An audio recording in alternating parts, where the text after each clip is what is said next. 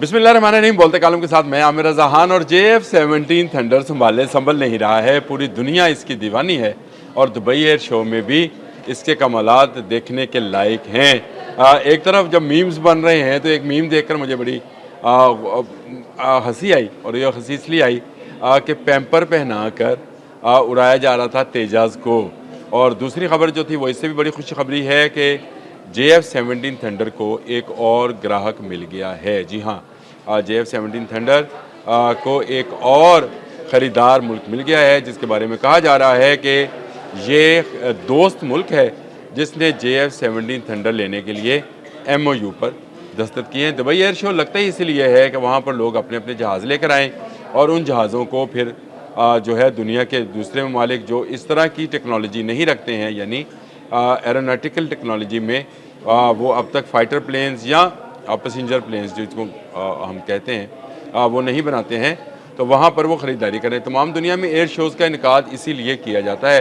पिछले दिनों फ्रांस में किया गया था, जहाँ लोग राफेल को छोड़कर जेट-10C के दीवाने नज़र आते थे। लेकिन यहाँ पर एक दिलचस्प सूरत हाल उस वक्त पैदा हुई जब तेजस जो है लीक हो गया, और उसके बाद उस पर जो मीम्स बन रहे हैं वो कुछ तो बताने लायक हैं। जिस तरह मैंने बताया कि वो पैम्पर पहना कर, उसकी तस्वीर में ज़रा लगा देता हूँ, पैम्पर पहना कर जो है उसको तेजस को उड़ाया जा रहा है।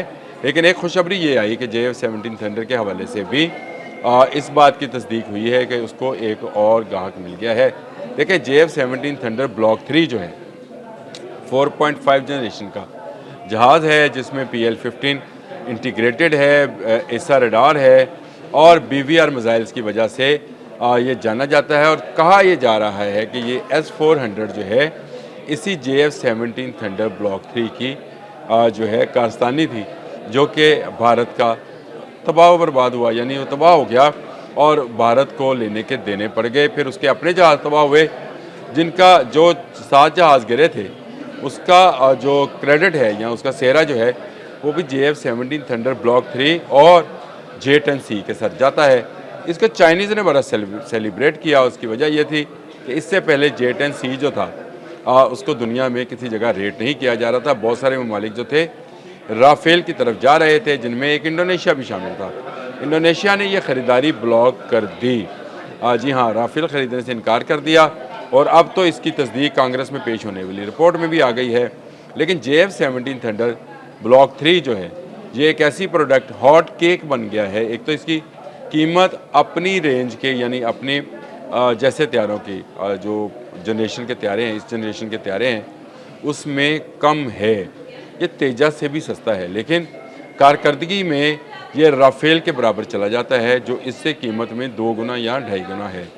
तो इससे अंदाज़ा करें कि दुनिया फिर राफेल या तेजस की तरफ क्यों। तेजस का तो खैर गाहक ही कोई नहीं है, वो तो लीक भी हो गया। राफेल के तो गाहक हैं, या और इस नोएद के जैसे HQ-30 रशियन त्यारा है, ऐसे त्यारे तो मौजूद हैं, लेकिन उनकी भी मांग में इस तरह इजाफा नहीं हुआ जिस तरह रोज़ बरोज़ इजाफा होता चला जा रहा है। जंग मई बयान मरसूस में इन जहाज़ों ने जो कारकर्दगी और जो कारनामा सर अंजाम दिया, उससे दुनिया ने दांतों तले उंगलियां दबा ली, यानी उंगलियां दबाई बैठी है कि कैसे पाकिस्तान ने इलेक्ट्रॉनिक वारफेयर में दुनिया के उस जहाज़ को, जिसका साथ कभी हादसा भी पेश नहीं आया, जिसको किसी जंगी मैदान में शिकस्त नहीं हुई, पूरी दुनिया इसको एक यूरोपियन जाइंट के तौर पर देख रही थी। फ्रांस का त्यारा राफेल जो है वो मार गिराया गया और उसके बाद राफेल की अपनी कीमत भी गिर गई। लेकिन जिसकी कीमत बढ़ी वो है JF-17 थंडर। और इस वक्त भी ये आज़रबाईजान में परवाज़ भरा, यानी आज़रबाईजान तो ले भी चुका JF-17 थंडर। मुआहदा पुराना था, लेकिन उसके साथ साथ डेवलप होते गए और JF-17 थंडर ब्लॉक 3 जो है वो आज़रबाईजान ने हासिल कर लिया। इसके अलावा जो ममालिक हैं उनमें अर्जेंटाइन है, कहा जा रहा है कि नाइजेरिया भी इसमें शामिल है, फिर उसमें बांग्लादेश भी शामिल है जो इन जहाज़ों को लेना चाहता है। पाकिस्तान एयरफोर्स और पाकिस्तान एरोनॉटिकल इंजीनियरिंग का शाहकार JF-17 थंडर ब्लॉक 3 इस वक्त दुनिया के लिए हॉट केक बना हुआ है। इन ममालिक में से कौन सा मुल्क है जो इसको ले रहा है? क्या वो सऊदी अरब है, मुत्तहिदा अरब अमारात है, बांग्लादेश है और नाइजेरिया है? कौन सा? मिस्र है। मिस्र भी, इवन मिस्र और इराक भी इसके ख्वाहिशमंद थे। ये अभी रिवील नहीं किया गया है कि किस मुल्क के साथ जो है मुआहिदा हुआ है, लेकिन ये तो रिवील हो गया कि MOU साइन हुआ है। तो इसका मतलब ये है कि जंग मई में फ़तह के बाद जहाँ भारत की साख ख़राब हुई, वहाँ भारतीय जहाज़ों की और भारत के इस्तेमाल में रहने वाले जहाज़ों जिस तरह का राफ़ेल है या SQ-30 है, उनकी भी मार्केट वैल्यू जो है वो गिर गई और मार्केट वैल्यू उनकी बनी जिन्होंने इस जंग में फ़तह हासिल की। लोग फ़ातिहीन को हमेशा सताइश की निगाह से देखते हैं, मफ्तूहीन को नहीं, यानी मफ्तू होने वाले यानी हारने वालों को कभी लोग जो है सताइश की निगाह से नहीं देखते। और यही कुछ हो रहा है दुबई एयर शो में, जहाँ पर आपको रश नज़र आएगा JF-17 थंडर ब्लॉक 3 में। एक तस्वीर जो है साथ शेयर करता हूँ, जिसमें लोगों का इस कदर जम्मे गफ़ीर है JF-17 थंडर के इर्द गिर्द के जो देखने लायक है। लोग वहाँ पर इस जहाज़ के साथ सेल्फियाँ बनवाते रहे।